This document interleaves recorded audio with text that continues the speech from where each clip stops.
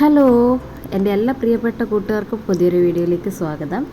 അപ്പോൾ ഇപ്പം മഴക്കാലമൊക്കെ അല്ലേ, വൈകുന്നേര സമയങ്ങളിൽ നമുക്ക് എന്തെങ്കിലുമൊക്കെ കഴിക്കാൻ ഭയങ്കര ആഗ്രഹം ഉണ്ടാവും, വിശപ്പ് കൂടുതലായിരിക്കും.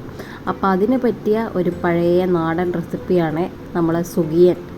ആ റെസിപ്പിയാണ് ഇന്ന് ഞാൻ നിങ്ങളായിട്ട് ഷെയർ ചെയ്യുന്നത്.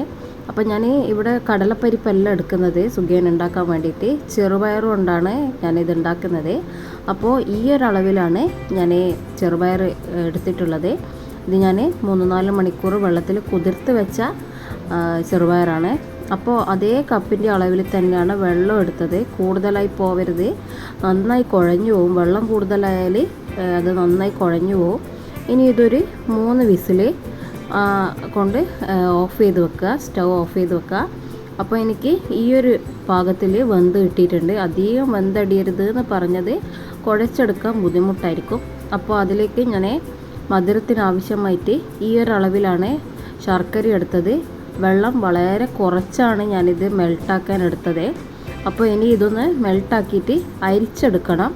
അപ്പോൾ ഇനി ഈ ചെറുപയറിലേക്ക് കുറച്ച് ജീരകവും കുറച്ച് ഏലക്കായും കൂടി ചേർത്ത് കൊടുക്കുന്നുണ്ട്.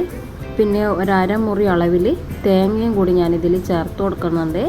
ഇനി ഇതെല്ലാം കൂടി ഒന്ന് മിക്സ് ചെയ്തിട്ട് ഇനി ഈ ചെറുപയറിൽ കുറച്ച് വെള്ളം അങ്ങനെ ഉണ്ടെങ്കിൽ അതൊന്ന് വറ്റിച്ചെടുക്കണം. ലോ ഫ്ലെയിമിലിട്ടിട്ട് ആ വെള്ളം ഒന്ന് വറ്റിച്ചെടുക്കുക.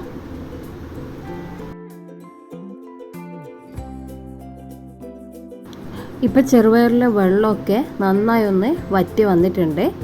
ഈ ഒരു പരുവത്തിൽ നമുക്ക് ഇനി ഇതൊന്ന് ബോൾ ഷേപ്പിൽ ഉരുട്ടിയെടുക്കണം. ഞാനെല്ലാം ഇതേപോലെ റൗണ്ട് ബോൾ ഷേപ്പിൽ ഉരുട്ടിയെടുത്തിട്ടുണ്ട്. ഇനി ഇതിൻ്റെ ബാറ്റർ തയ്യാറാക്കാൻ വേണ്ടിയിട്ട് ഞാൻ മൈദയാണ് എടുത്തത്. മൈദയിലേക്ക് ആവശ്യത്തിന് ഉപ്പ് ചേർത്ത് കൊടുക്കുക. പിന്നെ കുറച്ച് മഞ്ഞൾ പൊടിയും കൂടി, ഒരു 1/4 ടീസ്പൂൺ മഞ്ഞൾ പൊടിയും കൂടി ഞാനിതിൽ ചേർക്കുന്നുണ്ട്. ഇതൊന്ന് നന്നായി കുറച്ച് വെള്ളം ഒഴിച്ചിട്ട് ദോശമാവിൻ്റെ ഒക്കെ ബാറ്റർ പോലെ ഒന്ന് കുഴച്ചെടുക്കുക. അധികം ലൂസായി പോകരുത്, കാരണം ഇത് കോട്ട് ചെയ്തെടുക്കുമ്പോൾ ചിലപ്പോൾ ഒഴുകിപ്പോകാൻ സാധ്യതയുണ്ട്. അപ്പോൾ ഇനി ഈ ബോൾസ് ആക്കി വെച്ച ചെറുപയർ ഇനി ഇതിലേക്കൊന്ന് കോട്ട് ചെയ്തെടുക്കുക. അതിനുശേഷം ഇത് ലോ ഫ്ലെയിമിലിട്ടിട്ട് വേണം ഫ്രൈ ചെയ്തെടുക്കാൻ. കാരണം ഉള്ളൊക്കെ നന്നായി വെന്ത് കിട്ടിയതാണ്, കുക്കായതാണ്. അപ്പോൾ പുറം ഭാഗം കരിഞ്ഞു പോകും പെട്ടെന്ന്. അതുകൊണ്ട് ലോ ഫ്ലെയിമിലിട്ടിട്ട് ഒരു ചെറിയൊരു ബ്രൗൺ കളർ ആകുന്നത് വരെ കുക്ക് ചെയ്തെടുക്കുക. അതിനുശേഷം അടുപ്പിൽ നിന്ന് മാറ്റി വെക്കുക.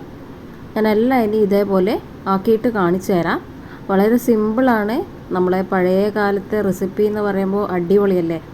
അപ്പോൾ എല്ലാവരും ഒന്ന് ട്രൈ ചെയ്ത് നോക്കുക. ഇഷ്ടപ്പെട്ടെങ്കിൽ ലൈക്ക് ചെയ്യുക, കമൻറ്റ് ചെയ്യുക, സബ്സ്ക്രൈബ് ചെയ്യുക. അടുത്തൊരു നല്ല വീഡിയോ ആയിട്ട് വരാം. അതുവരേക്കും ബായ്.